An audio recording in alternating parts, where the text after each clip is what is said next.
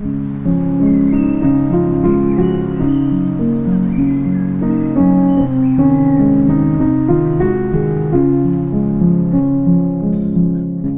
malam sebelum tidur. Hidup ini adalah pilihan. Setiap hari kita dihadapkan pada berbagai pilihan.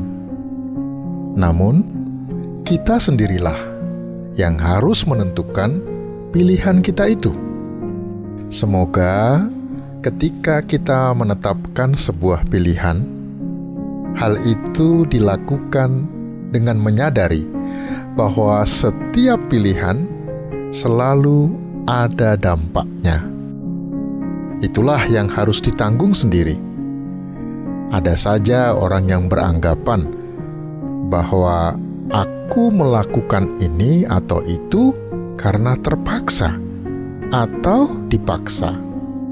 Oleh sebab itu, sahabat Kristus, sebelum kita memutuskan berbuat sesuatu, silahkan dipikir dulu dampak yang akan ditanggung. Mungkin perlu mengajukan pertanyaan-pertanyaan seperti, apa ya dampaknya bagiku jika aku mengambil keputusan ini? Apakah keputusan ini akan bermanfaat juga bagi orang lain, bagi diriku, termasuk juga bagi keluargaku? Apa kira-kira masa depan yang akan aku hadapi ketika mengambil keputusan ini?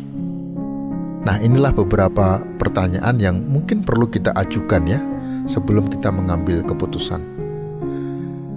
Sahabat Kristus, menurut saya, selama kita mau melakukannya,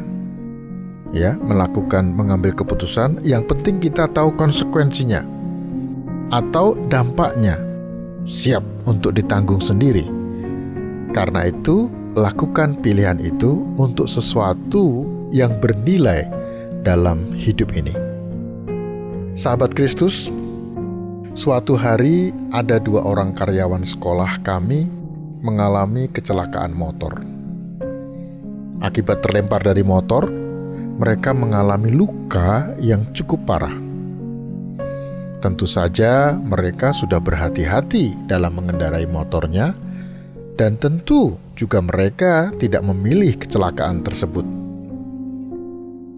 Yang menarik, pilihan sikap yang berbeda dalam memaknai peristiwa itu telah membedakan pula dampak untuk diri mereka masing-masing.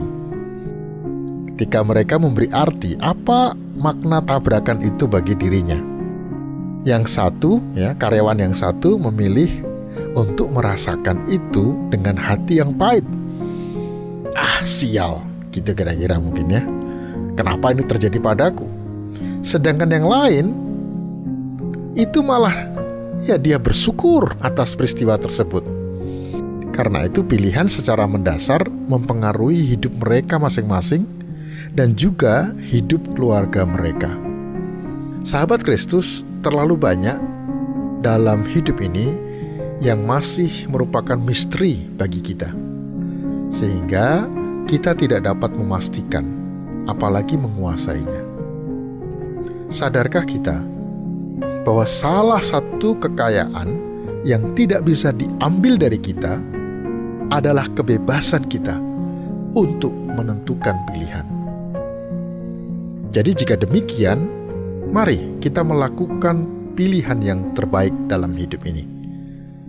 Karena perjalanan kita mungkin masih panjang, dan tentu jangan pernah mau dibebani dengan banyak hal yang membuat kita tidak bisa fokus dengan hidup ini. Sekarang ada istilah yang sudah sering kita dengar, yaitu hidup minimalis. Jadi ternyata bukan hanya rumah yang minimalis, tapi ada juga sekarang hidup yang minimalis. Apa artinya? Nah, ini menarik ya. Artinya, hiduplah secukupnya dan selalu pikirkan hal-hal atau benda apa yang kita perlukan di rumah atau yang kita perlukan di kantor, di tempat kerja. Seperti yang Rasul Paulus katakan misalnya, Malahan segala sesuatu kuanggap rugi karena pengenalan akan Kristus Yesus Tuhanku lebih mulia daripada semuanya. Oleh karena Dialah aku telah melepaskan semuanya itu dan menganggapnya sampah, supaya aku memperoleh Kristus.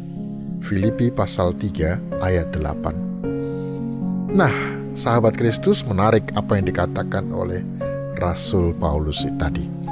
Hidup minimalis dalam pengertian adalah jangan bebani hidupmu dengan bermacam-macam hal, tetapi cobalah berpikir apa yang cukup untuk aku. Pakaian cukup, ya, secukupnya. Makanan secukupnya. Ya, semuanya serba secukupnya ya. Karena apa? Dengan demikian kita tidak terbebani.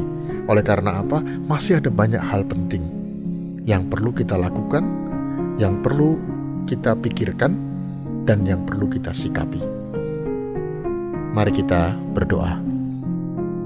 Ya Tuhan, malam ini kembali Tuhan menyapaku dengan firman-Mu. Sebentar lagi aku mau berbaring.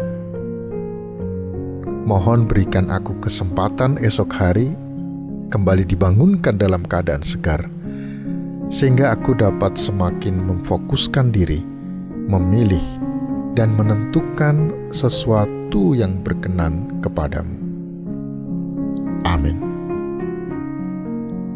Subscribe channel ini untuk renungan selanjutnya, dan bagikan video ini agar Anda menjadi saluran berkat. Tuhan memberkati.